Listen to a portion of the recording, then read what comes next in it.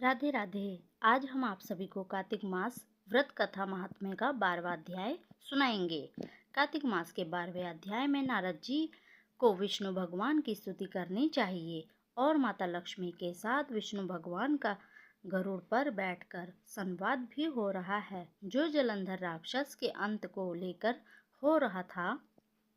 जहाँ पढ़े वहाँ कार्तिक व्रत कथा का 12वां अध्याय। श्री नारद जी बोले, जलंधर राक्षस को फिर आता हुआ देखकर सभी इंद्रवासी भय से कांपने लगे।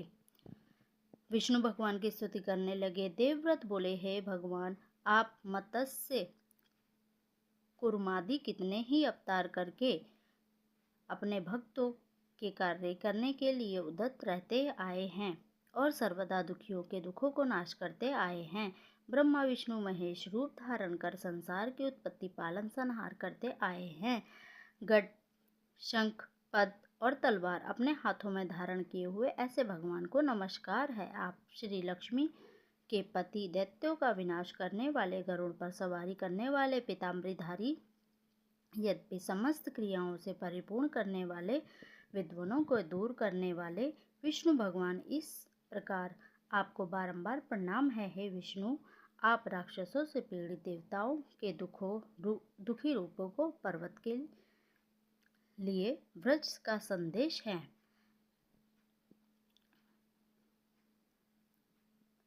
व्रज के सदृश है। आप शेष रूपी स्याय पर शयन करते हैं। सूर्य तथा चंद्रमा ये दोनों आपके नेत्र हैं। इस प्रकार स्वरूपधारी आपको बारंबार प्रणाम है। नारद जी ने कहा, जो प्राणी संकट को नाश करने वाले स्त्रोत का पाठ करेगा वह विष्णु भगवान की कृपा से कभी दुखी नहीं होगा।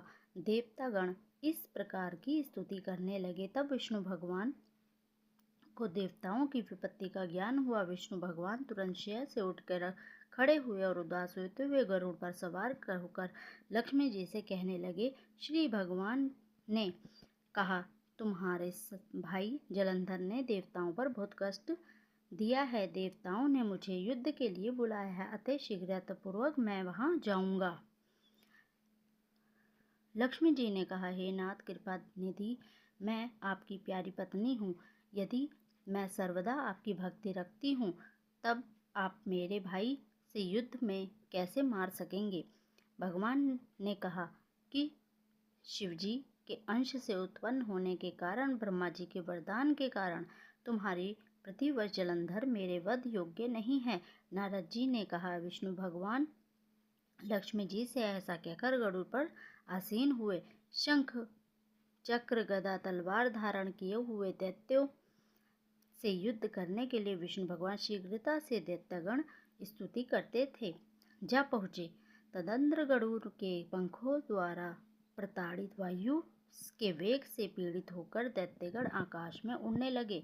जिस तरह वायु के आहत होकर मेघ आकाश में उड़ते हैं, दैत्यधीश जलंधर राक्षसों को वायु पीड़ित देखकर क्रोधित होता हुआ उछलकर विष्णु के समीप आ गया। इस तरह की कथा हमारे 12वें अध्याय में होती है। अगर आप सभी को भी 12वें अध्याय की, कार्तिक मास के 12वें अध्याय की कथा अगर आप सभी को अच्छी लगी हो तो कार्तिक मैया की जय बोलो और मेरे चैनल को सब्सक्राइब करो। कमेंट में राधे राधे आप सभी बोलो। आप सभी को कार्तिक माह महात्म्य की बहुत बहुत बधाई हो। मेरे और मेरे परिवार की तरफ से आप सभी को राधे राधे।